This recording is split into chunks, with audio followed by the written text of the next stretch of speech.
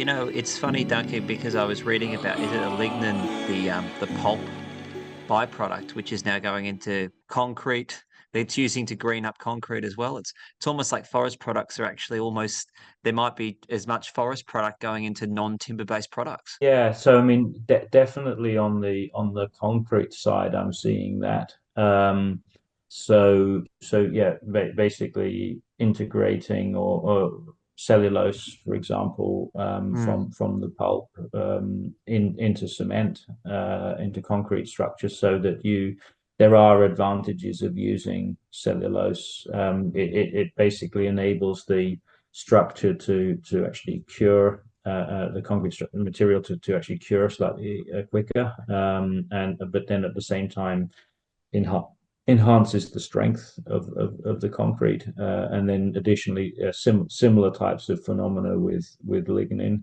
It may enable in the future the possibility to reduce the amount of steel used in the reinforcement of concrete. There's still work going on that, but yes, I agree. Both lignin and cellulose are being integrated into concrete structures now.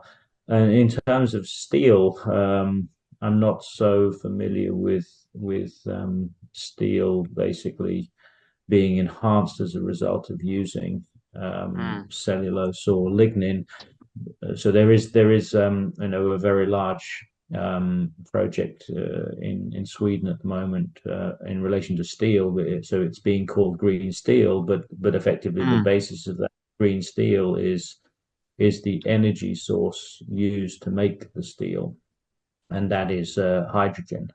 Mm. So basically called green steel primarily because of the new renewable hydrogen energy source to produce the steel. So the big challenge with steel has been and as still is the very high energy intensity and fossil fuel demands needed to produce steel. And that project in Sweden is changing that paradigm by basically using hydrogen. That'll be the first of its kind in northern Sweden.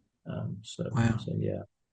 And of course, we talk about all these byproducts that could be created as a result of pulp, for example. But we've got a wood shortage around the world in the next 30 years. So, Yeah, no, that's exactly the case, and this is why I sort of I'm a very strong advocate of really trying to leverage that smaller diameter logs, pulp logs. Maybe I mean obviously in Australia and the likes, you grow a lot of eucalyptus. Primarily, they've been planted for pulp and paper industry.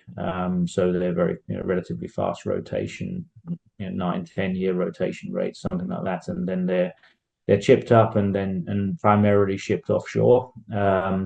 And it's that resource I think which presents a significant opportunity to leverage into new building products, which can be produced onshore in Australia, and yeah, maybe reduce the reliance on importation of materials from other sides of the world, more self-sufficiency. The fact is that, and there's no way around it, that the availability of traditional large saw logs or peeling logs, for example, logs which you would produce veneer from to make plywood or LVL. Sawmills and veneer mills are competing for those same logs. There isn't a large availability. When you mm. look at the trajectory, as you said, global shortage, there's no indicators showing that we're going to see a sudden glut of large diameter logs. Generally, large diameter logs are required or preferred to get better efficiency for sawmilling and also plywood or LVL production. So all the indicators point towards at best stable or diminishing availability of those logs. And so therefore then development products which can utilize those faster rotation, small diameter logs is the way forward. And as far as I see it, it's the strand-based products, Mm. OSB, laminated strand lumber, LSL, and as you know, the Australian company Lignor, who I've also had quite some Yes. involvement with in.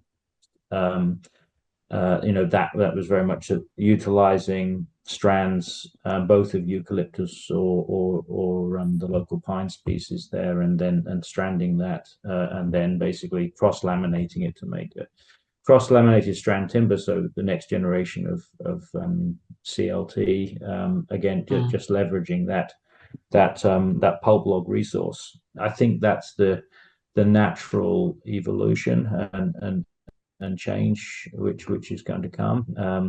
And it's also enabling then the continued utilization of 2x4 or material for light frame construction, because at the end of the day, from a material efficiency point of view, and light frame construction is extremely efficient way of building.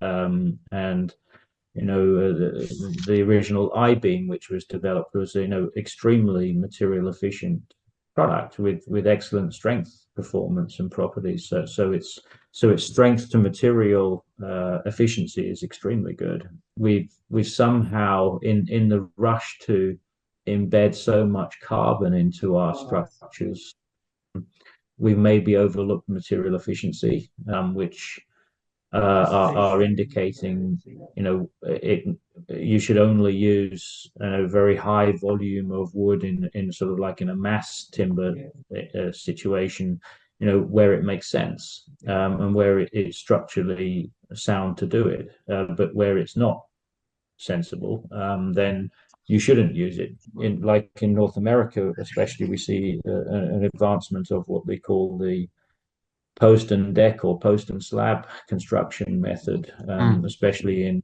mid rise or high rise buildings, where they literally are using columns, maybe out of mass timber or glulam posts and columns, and then using mass timber for the slabs or the decks effectively. But then all of the walls are then using light frame curtain wall types of construction, and then so more the development is around the connector systems of the columns and the slabs.